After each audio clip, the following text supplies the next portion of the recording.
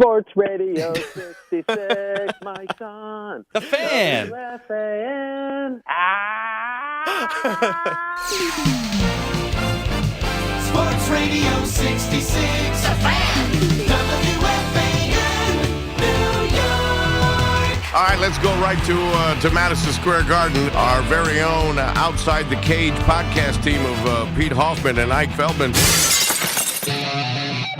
Madison Square Garden and New York City gets the fastest rising sport probably in the world. If you like chaos, You got it. you certainly got it. Championship belts in 2 weight classes at the same time. We'll do everything that we said we would do when we got to New York. Looking for that knockout punch. And boom. This is Cowboy, and you're listening to WFAN, Outside the Cage podcast.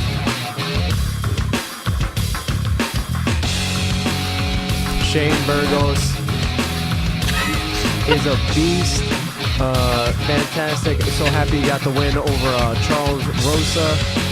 So this is the close, guys, and this is YouTube all wrapped into one. That squeaky mic was Kara. Yeah. To my left is Rob. To my far left is Matt.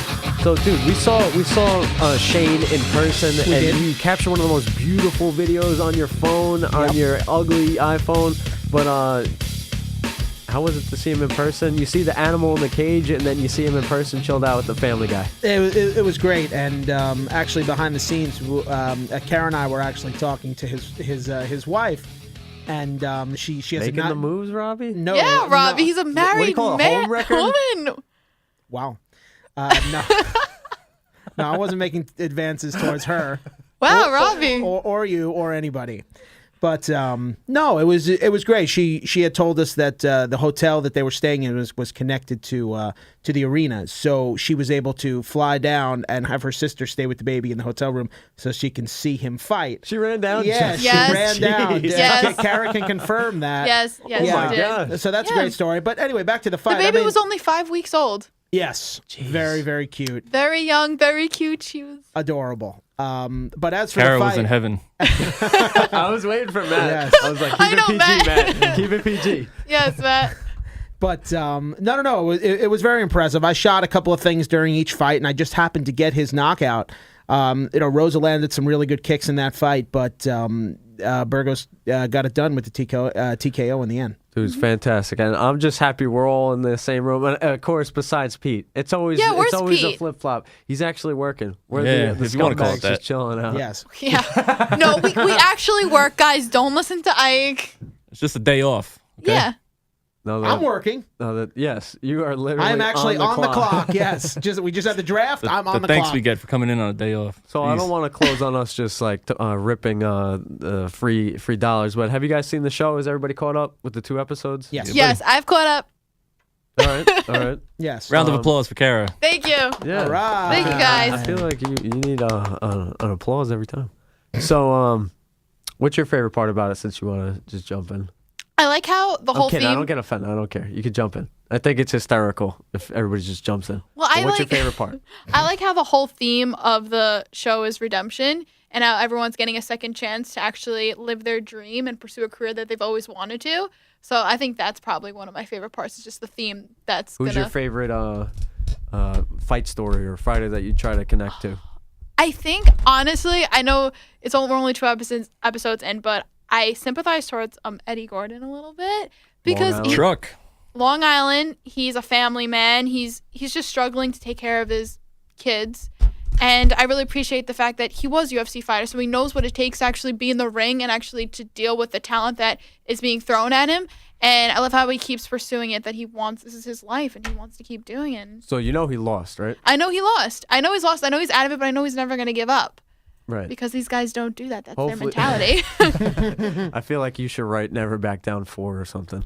But yes, Eddie, he lost, but want him to come back. And you're trying to get him, right? Is that right? I'm trying to get him. Eddie, answer your email. I'm calling out. Yes, Eddie's a big fan of the show. I don't know if he listens to the close, so we'll...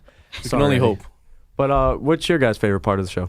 I would say, just building on what Kara said about the redemption, I kind of like the little video packages that they throw in we know we're going to get Cody and TJ going back and forth, obviously setting up their fight at 213. But in terms of the individual, like little video packages, for example, Eddie at home with his family last week, and then Tom selling Skittles in Dan Henderson's gym in Vegas. It was kind of cool, and it was kind of contrasting stories, but that's certainly one of my favorite things as they go through the episode, and cramming it all into an hour is pretty impressive. Matt? Mm-hmm.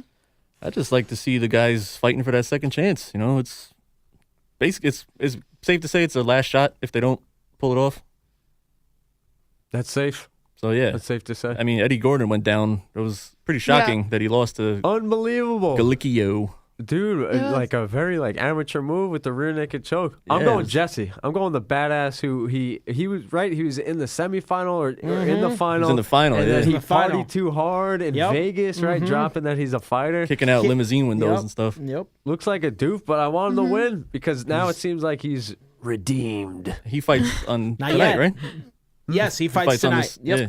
Oh yes, guys. This is the Wednesday night. What day is it? March. May. Feeling okay, Ike? 3rd? May 3rd is Today? correct. May 3rd. It's May 3rd. Cinco de Mayo plans. Anybody? Corona, Canelo tequila Alvarez You fight. tell me, Ike. Cinco de Mayo. Let's go. Fantastic. What's your plans for Cinco de Mayo? Drink a couple of Coronas. Just eat a couple? quesadilla or something. Back in college. Take some shots of tequila. Let's do it. Back in college, it was more like Cinco de Drinko, actually. I like it. I like it. That's cool. So there you go. All right. So what about 211? UFC 211. You guys see the card? I know you're a Stipe, right? Stipe guy? I'm torn, man. I don't know.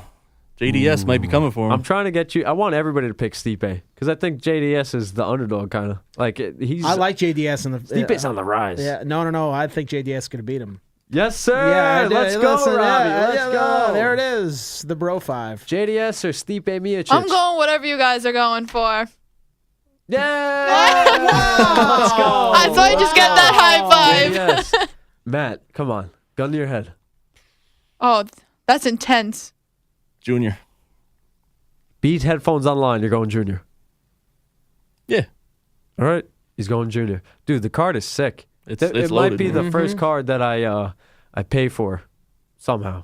Stream it. It actually is a good card. There's ways to get around. Nice. She's the only one who's got the freaking card up. That's we're all slacking. Is there anything else you guys want to add? No, I mean anything else? Pretty much covered. I have a question about the Ultimate Fighter actually. So do you actually think that it is their last chance if they lose? Do you think they have any sort of chance of either getting to the UFC because these guys they're young men.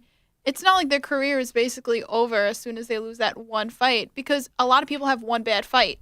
Well, as far as does that define a career? Their UFC career, probably. And I do believe that. Yeah, but did all of them make it into the professional realm? Or they're all amateurs? There's other promotions, but the UFC is obviously the top dog that you want to get into. So do you think if you have one bad fight, does that define your career on The Ultimate Fighter?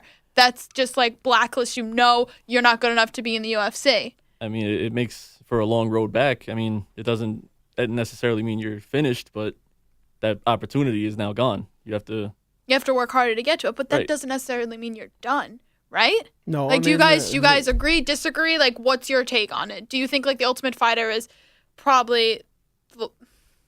In this day and age, I'd probably say it's the last chance. Really? What do you guys? No, I don't. argue? I disagree with that. I think there are other promotions that guys go to and certainly fight in and then improve themselves, and as they get older. I mean, that's fair. I mean, I know this is way out of realm here, but we did see a story here today that Chuck Liddell's looking to come out and fight. Oh my gosh! Thank you for bringing this up. Which again may be a bad. Chuck's one of the Iceman's one of my all-time favorites. I don't know off the top of my head, but he's definitely in his 40s. Yeah, he's definitely in his 40s. 40 older or younger than Henderson. Henderson's 47. I'll say older. I'm going younger. Okay, but either way, what do we got? I'm going 47 years old. On the dot. So on the dot. Wow. Okay, so neither one of us lose. You're just a loser. Oh no, but I know that's not on the same realm as these guys who are in their late 20s. Yeah, but early he's 30s. already been established and has that fan base and that following. Right. So he's making news and headlines, and people want to see him right. come back. But But these guys don't really have that yet.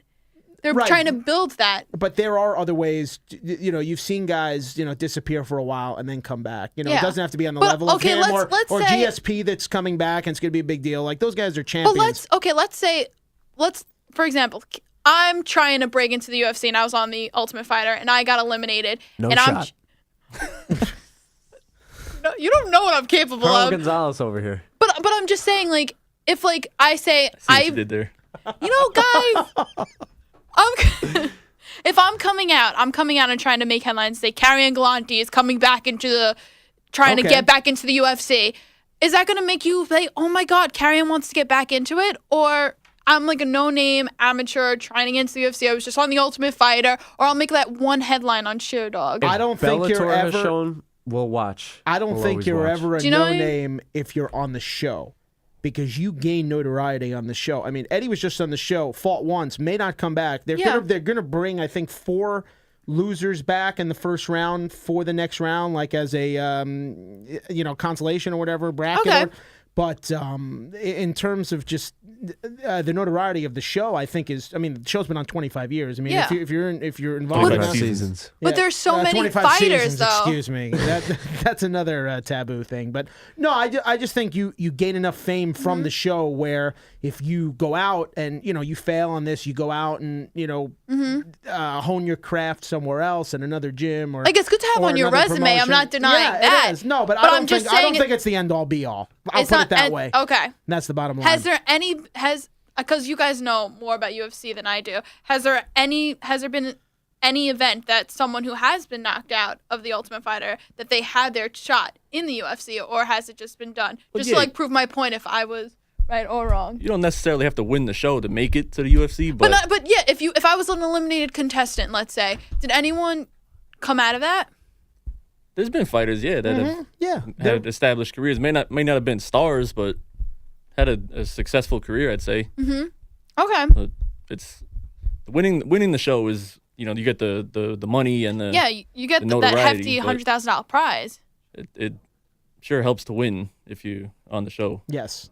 As you could see in the first episode, you get those guaranteed fights and the finish bonuses and everything. They're arguing for that early in the episode. They're always looking for money. I mean, these guys are putting their lives on the line. Dude, 100%. It's always about the money. Exactly. You've seen Bellator step in. Viacom put out a statement. They want Bellator to be the Yankees of MMA. Right. But really? They're just gonna pump money in. Oh yeah, just pump it. Just to make a circus act. Wow, to make a the circus innuendo act, is alarming. Sideshow. We got a guest appearance from the stands, Mr. Peter Hoffman. We have Pete. I'm just listening right now. I'm just listening. No, Pete. What are you Chuck doing? Liddell, you want him to return? He says he's healthy, his head is healed, and he's still got some skills. He's 47. All right, deal with me. I don't have headphones, so I can't interact as well. No. Well said. Great analysis from the Hoff. Listen, let's be Pete. serious, okay? Wow. I love Chuck Liddell. I love watching him fight, but there's certain fighters after a certain point you just need your career to end. Dude, we don't want you to go through life. We just had Shane Burgos on, who's like, once a certain part of my life hits, if my body starts to give out, I'm not going to do that anymore. I'm not going to go that route. Matt Brown, was somebody that we talked about who lost to Don Cerrone. He can't remember a lot of stuff now. Like there's certain things. So Chuck Liddell, dude, True. He's 47 years old. He's been in his prime. He's had the belt before. We do not need to see this guy crippled in 15 years and have a documentary about Chuck Liddell and the ramifications of being in MMA too long. It's kind of like Bernard Hopkins in boxing. He was like 60,000 like, years old. Yeah, but and my still wants to keep question fighting. is, go away. How did Chuck Liddell, how did he finish his career? How did he end it? Was it on a low note or a high note? Yeah, because sometimes, like I said, bad. redemption, how the Ultimate Fighter, we go back to the theme of redemption. And I feel like at what age? when he got knocked out by Rampage, I was like, all right, yeah, but he when needs to hang it. remember, he needs to go away. ego is a big thing. Dana White actually told him he couldn't fight anymore because he kept getting knocked out. What? Wait, we were talking about this before. Way off the rails here again. Josh Koscheck. We talked about Josh Koscheck, Matt, right? There it is. Listen, Josh we were talking Koscheck. about how he just lost to, I forgot who the guy was in Bellator, but the guy is almost 40 years old, and he's gotten knocked out numerous amount of times. Without a question. And he goes into the cage, and they gave him a guy that was 6 inches taller than him. Yeah. He got knocked out again. It's crazy. He was on There's just no reason to put people in harm's way like that if they're out of their prime, out of the element. Just for a payday, bro. He was on season 1 of Ultimate Fighter. Sometimes you a gotta long do time shit. ago. Yeah, Diego too. Yeah, knocked out by Diego, Al Chris and Quinta. Lieben. Yep. We're working on. We're gonna get him on. We're getting him on. We're so working. Pete, let's put a bow on this bitch. I can say that, right? Sure. Yeah, You said it, man. Totally. It's a Right now. podcast. So come here. Let me put a. No. Oh, man. Oh, my God. All right, let's wrap That it was up. inappropriate. Let's And wrap cut. it up. All right, let's end it before I beat up Ike right now. This is WFAN's Outside the Cage. I am Pete Hoffman at the Hoff. Well, what am I? At Outside the Cage. _. Just outside wrap the it, cage. baby. Just wrap it. Okay. Just wrap it So with a listen, bow. we are Let him do his thing. WFAN's Outside the Cage. Again, your host, Pete Hoffman, Ike Feldman, and the crew with us today. Thank you very much. WFAN.com, YouTube, iTunes, Play.it, social media sites. What else do we got? Do we have Instagram? What is that? WFAN.com, WFAN's Outside the Cage. We're Twitter breaking is into at Periscope Outside now, the too. Cage. We have Snapchat. We have our own personals, which is at Ike _ CBS. At the Hoff WFAN. Give everyone else's your Twitters. At K Galante 94. That's I not changed it. it though. I Robbie changed Rosa- it.